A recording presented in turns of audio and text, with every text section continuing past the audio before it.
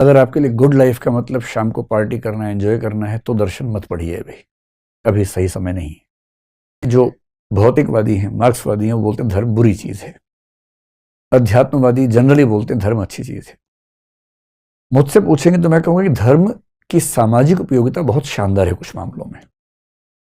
देखिए, पहला सवाल आपका ये है कि जब सारे दर्शनों को पढ़ेंगे, will it give us A recipe of a better life, है ना। बेटर लाइफ की परिभाषा क्या उससे तय होता है। अगर आपके लिए गुड लाइफ का मतलब शाम को पार्टी करना है, एंजॉय करना है, तो दर्शन मत पढ़िए अभी। अभी सही समय नहीं है। अगर गुड लाइफ का मतलब एक समझदारी भरा जीवन जीना है, किसी भी चीज पर सही राय रखना है, किसी भी प्रश्न पर एक गहराई के साथ बात करने की योग्यता हासिल करना है, तो darshan definitely offers a good recipe for better life. दूसरी बात, हम फिलोसफी पढ़ें या सोशियोलॉजी ऑफ रिलीजन पढ़ें, दोनों का पर्सपेक्टिव अलग अलग है।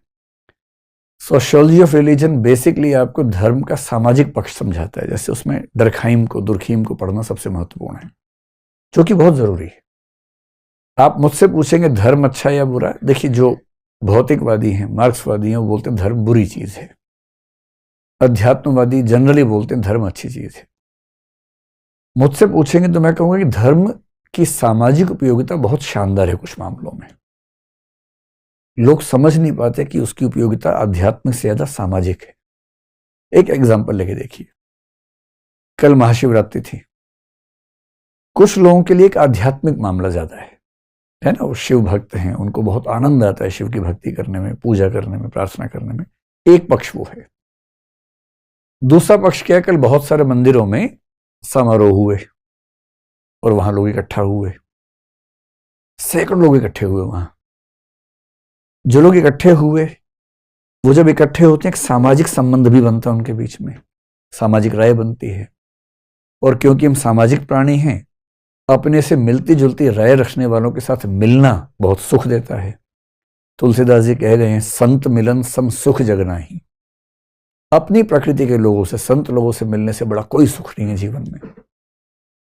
कई बूढ़े लोग हैं जो घर में अकेले परेशान हो रहे हैं, लेकिन मंदिर में उनका महत्व ज्यादा है, क्योंकि उनका अनुभव ज्यादा है। बच्चे उनसे पूछते हैं, उनको ये सुख मिल रहा है कि हमें सम्मान मिला, सबने एक साथ खाना खाया, लंगर किया, सामाजिकता का सुख, साथ में बैठ के खाने का सुख। ये सब सामाजिक सुख हैं जो धर्म के माध्यम से समाज ने आपस में लेने देने शुरू किए।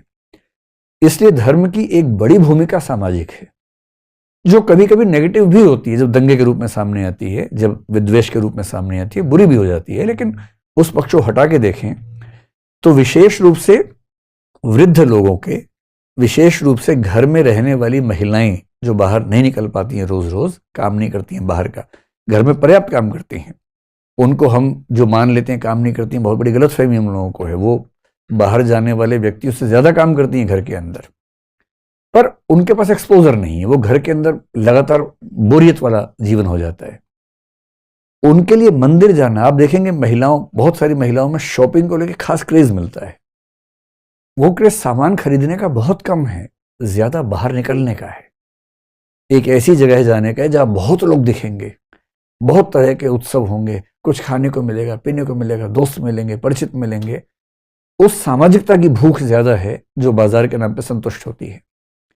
धर्म और मंदिर और मस्जिद भी उस सामाजिकता की भूख को संतुष्ट करने वाले उपक्रम हैं। इसे धर्म का समाजशास्त्र बहुत जरूरी है समझना, लेकिन उससे आपकी इंटेलेक्चुअल जिज्ञासाएं शांत नहीं होंगी।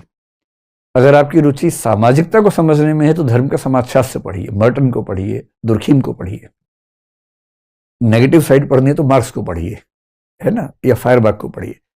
लेकिन यदि आपकी रुचि इंटेलेक्चुअल प्रश्नों को सॉल्व करने में है, तो धर्म का दार्शनिक पक्ष या दर्शन, प्योर दर्शन, जैसे बुद्धिज्म, जैनिज्म धर्म भी है, दर्शन भी है, पर चार्वाक धर्म तो नहीं है, केवल दर्शन है ना।